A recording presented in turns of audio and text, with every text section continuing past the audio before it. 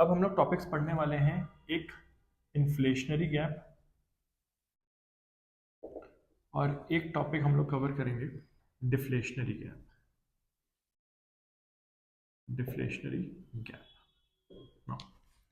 इसके लिए पहले डायग्राम समझ लेते हैं।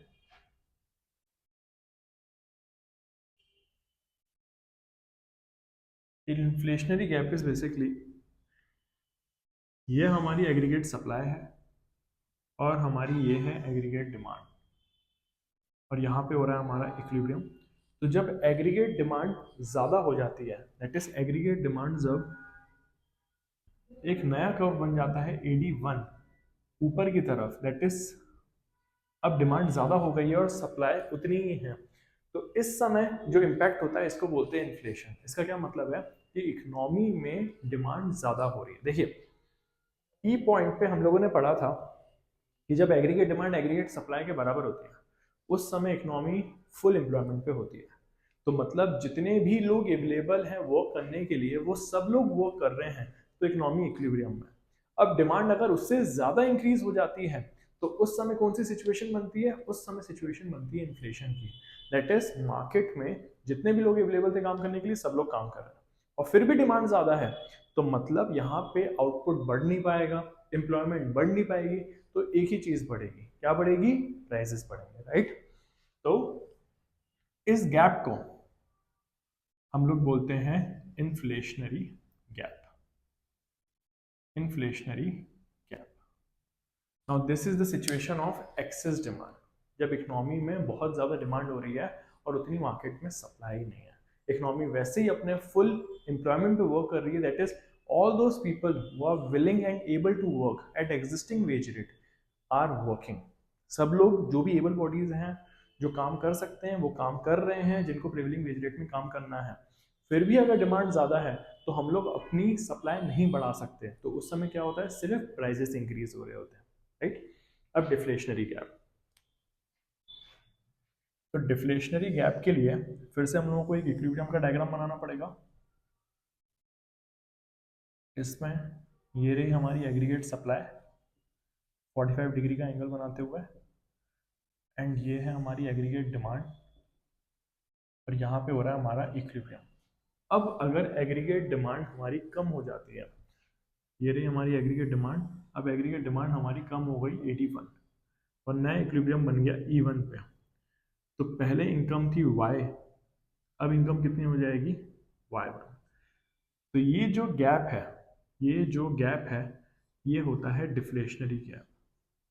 डिफ्लेशनरी गैप मतलब कि इस समय डिमांड कम हो गई है सप्लाई से, तो इक्विलिब्रियम भी हमारा शिफ्ट हो जाएगा नीचे की तरफ, राइट। इस समय अगर देखा जाए तो इकोनॉमी में जब डिमांड कम हो जा रही है तो आउटपुट भी कम होगा, दैट इज अब इन्वेंट्री बढ़ना शुरू हो जाएगी और मार्केट में इतनी कोई डिमांड नहीं करेगा, तो इतनी मार्केट में सप्लाई नहीं हो रही है, इनकम भी कम हो जाएगी और प्राइजेस भी यहाँ पे फॉल होना शुरू हो जाएंगे। इसको बोलते हैं हम लोग डिफ्लेशनरी गैप। अब हम लोग को यहाँ पे देखना है कि इन्फ्लेशनरी गैप को सही कैसे करते हैं, क्या टूल्स यूज करते हैं, एंड डिफ्लेशन को सही करने के लिए क्या टूल्स यूज करते हैं।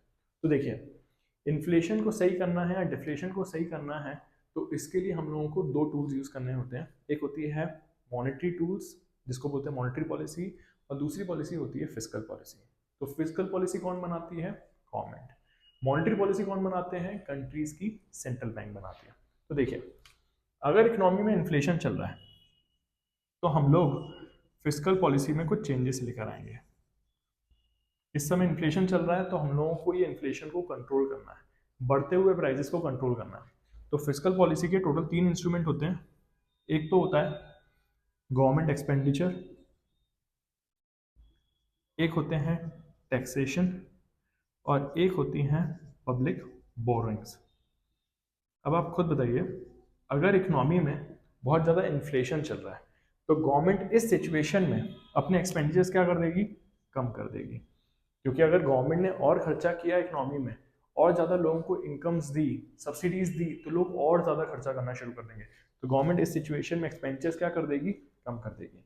अब लोगों पे पैसा बहुत ज़्यादा है तो गवर्नमेंट टैक्सेस क्या कर देगी? इंक्रीज कर देगी। तो टैक्सेस यहाँ पे इंक्रीज हो जाएंगे। चाहे वो डायरेक्ट टैक्स हो चाहे वो इनडायरेक्ट टैक्स हो। पब्लिक बोरेंस की बात करें तो ये इंक्रीज कर दिया जाएगा। पब्लिक बोरेंस मतलब गवर्नमेंट कितना पब्लिक से बोरो कर रही है, तो गवर्नमेंट पब्लिक से बोरो करेगी जैसे उनकी डिस्पोजेबल इनकम थोड़ी कम हो जाए, और फिर वो लोग मार्केट में थोड़ा खर्चा भी कम कर दें। अच्छा, अब हम लोगों को ये भी देखने की जरूरत है कि एग्रीगेट डिमांड बढ़ी क्यों होगी। तो एग्रीगेट डिमांड बेसिकली जो बढ़ती है वो अपने कंपोनेंट्स के कारण बढ़ती है। एग्रीगेट डिमांड के कंपोनेंट्स क्या क्या होते हैं? कंजम्पशन जो करते हैं हाउस होल्ड्स, फर्म्स जो करती हैं इन्वेस्टमेंट, गवर्नमेंट जो करती है government expenditure, rest of the world जिसका काम होता है एक्सपोर्ट माइनस इम्पोर्ट। तो इस सिचुएशन में हमारा जो कंजम्पशन है वो इंक्रीज हो गया होगा, फर्म्स ने इन्वेस्टमेंट बढ़ा दिया होगा, इसके बाद और क्या हुआ होगा, गवर्नमेंट ने अपना एक्सपेंडिचर बढ़ाया होगा, तभी डिमांड ज़्यादा हो रही है। एक्सपोर्ट्स हमारे काफ़ी ज़्यादा बढ़ गए होंगे और इम्पोर्ट्स हमारे काफ़ी ज़्यादा फॉल हो रहे होंगे। इस सिचुएशन में हमारी कंट्री में इन्फ्लेशन होता है, राइट। ऐसे इधर भी देख लेते हैं, डिफ्लेशन कब होगा? जब इकोनॉमी में कंजम्पशन कम हो गया है, इन्वेस्टमेंट कम हो रहा है, गवर्नमेंट अपने एक्सपेंडिचर्स कम करके रखे होंगे, एक्सपोर्ट्स फॉल हो गए होंगे और इम्पोर्ट्स अगर देखा जाए तो बढ़ गए होंगे। इस सिचुएशन में किसी भी कंट्री में डिफ्लेशन आता है। अब टूल्स, तो फिस्कल पॉलिसी में हमने देखा क्या क्या चेंजेस हैं। अब मॉनेटरी पॉलिसी देखते हैं। तो मॉनेटरी पॉलिसी में जो सेंट्रल बैंक बनाती है उसमें वो चेंजेस लेकर आती है अपने क्वांटिटेटिव टूल्स में और क्वालिटेटिव टूल्स में। क्वांटिटेटिव टूल्स में जैसे सबसे पहला होता है हमारा रेपो रेट। रेपो रेट कौन सा रेट होता है? जिस रेट पे सेंट्रल बैंक कमर्शियल बैंक को शॉर्ट टर्म के लिए लोन देती है, तो जिस रेट पे देती है उसको बोलते हैं रेपो रेट। तो अगर इकोनॉमी में इन्फ्लेशन चल रहा है तो बोरोइंग्स का रेट क्या कर देंगे? महंगा कर देंगे, राइट। तो बोरोइंग्स महंगा करना मतलब रेपो रेट को महंगा कर देंगे, जिससे सेंट्रल बैंक अब कमर्शियल बैंक को महंगे रेट पे लोन देगा। फिर फर्दर कमर्शियल बैंक पब्लिक को बहुत ज्यादा महंगे रेट पे देगा, तो ऑटोमेटिकली इन्फ्लेशन कंट्रोल हो जाएगा। तो मतलब मॉनेटरी पॉलिसी में अगर देखा जाए तो रेपो रेट जो शॉर्ट टर्म का रेट होता है जो सेंट्रल बैंक चार्ज करती है, इस रेट को बढ़ा दिया जाएगा। अब बात करते हैं रिवर्स रेपो रेट की। अब रिवर्स रेपो रेट क्या होता है?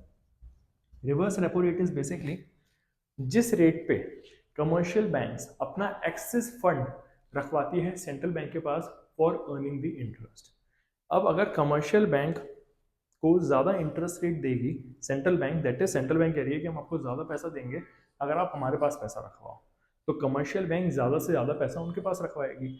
अब कमर्शियल बैंक के पास फॉर एग्जांपल 1 लाख रुपीज़ है। अब ये 1 लाख रुपीज़ में अगर अच्छा इंटरेस्ट सेंट्रल बैंक दे रहा है तो ये पैसा कहाँ चले जाएगा? सेंट्रल बैंक के पास। अब कमर्शियल बैंक की पावर लेंड करने की कम हो जाएगी, इससे इकोनॉमी में ऑटोमेटिकली इन्फ्लेशन भी क्या हो जाएगा? कम हो जाएगा। तो इन्फ्लेशन के टाइम पे रिवर्स रेपो रेट को इंक्रीज कर दिया जाता है, तो ये इंक्रीज कर दिया जाएगा।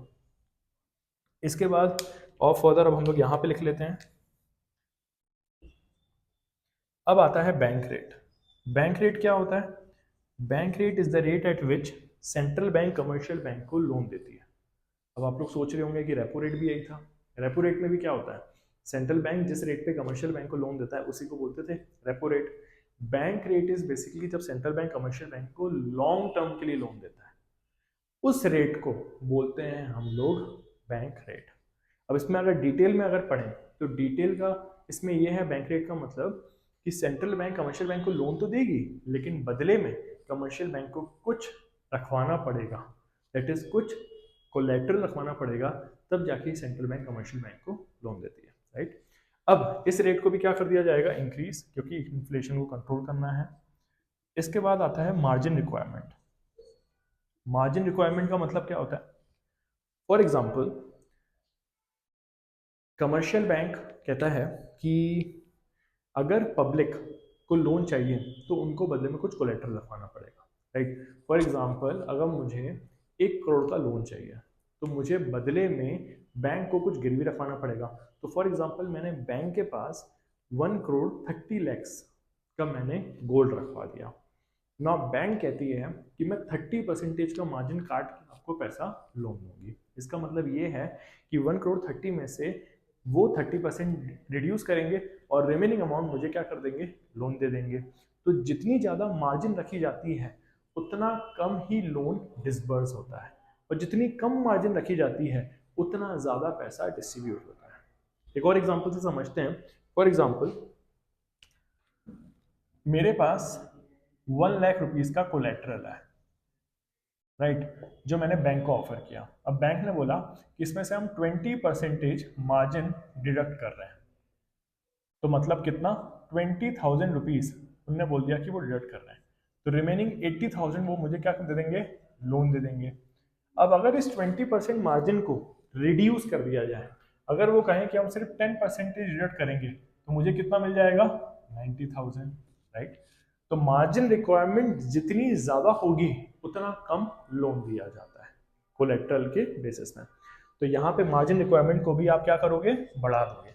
जितनी ज़्यादा मार्जिन रखी जाएगी उतना कम लोन, और बैंक तो चाहती ही यही है कि हम लोग कम लोन दें, क्योंकि इकोनॉमी में वैसे ही इन्फ्लेशन चल रहा है। इसके बाद नेक्स्ट क्या होता है, मॉरल सुबेशन, जिसमें सेंट्रल बैंक कमर्शियल बैंक को एडवाइस करेगी कि आप लोन मत दीजिए क्योंकि इकोनॉमी में इन्फ्लेशन चल रहा है, राइट। तो ये सारे बेसिकली टूल्स हैं जिससे हम लोग क्या कंट्रोल कर सकते हैं, इन्फ्लेशन। अब देखते हैं डिफ्लेशन कैसे कंट्रोल होता है। देखिए, फिस्कल पॉलिसी के वही सेम टूल्स हैं, तो हम लोग लिख देते हैं फिस्कल पॉलिसी में सबसे पहले गवर्नमेंट एक्सपेंडिचर। तो बताइए, अगर इकोनॉमी में डिफ्लेशन चल रहा है, डिफ्लेशन मतलब इकोनॉमी में डिमांड ही नहीं हो रही है, तो डिमांड को फिर से कैसे बढ़ाया जाएगा, गवर्नमेंट अपने एक्सपेंडिचर्स को इंक्रीज कर दे। इसके बाद टैक्सेस, क्योंकि मार्केट में बिल्कुल भी खर्चे नहीं हो रहे, तो गवर्नमेंट टैक्सेस क्या कर देगी, कम कर देगी, तो गवर्नमेंट टैक्सेस कम हो गए। इसके बाद पब्लिक बोरोइंग, गवर्नमेंट लोगों से बोरो करना कम कर देगी, राइट। क्यों बोरो करना बंद कर रही है, क्योंकि इकोनॉमी में वैसी डिमांड नहीं हो रही है। अगर गवर्नमेंट ने और बोरो कर लिया तो इन लोगों की परचेसिंग पावर और कम, उनकी डिस्पोजेबल इनकम और कम हो जाएगी, इसलिए बोरो करना भी बंद। देखते जाइए, एकदम इसका अपोजिट हो रहा है यहाँ पे, राइट। नेक्स्ट, मॉनेटरी पॉलिसी में देखते हैं आप। मॉनेटरी पॉलिसी जो कौन बनाता है, सेंट्रल बैंक। तो मॉनेटरी पॉलिसी में अब सबसे पहले अगर बात करें रेपो रेट की, तो रेपो रेट जिस रेट पे सेंट्रल बैंक कमर्शियल बैंक को लोन देती है शॉर्ट टर्म के लिए, तो रेपो रेट को क्या कर दिया जाएगा, कम।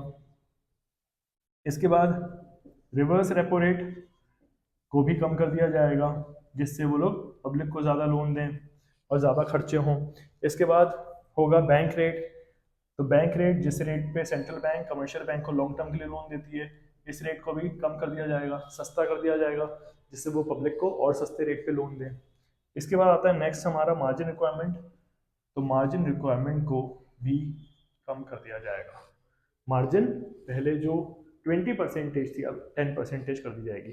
तो अगर आप कुछ भी कोलेटरल रखवाते हो तो उसके बदले में आपको ज़्यादा लोन मिल सकता है। तो इस पॉलिसीज़ के थ्रू, फिस्कल और मॉनेटरी पॉलिसी के थ्रू हम लोग इन्फ्लेशन और डिफ्लेशन को कंट्रोल कर सकते हैं, राइट।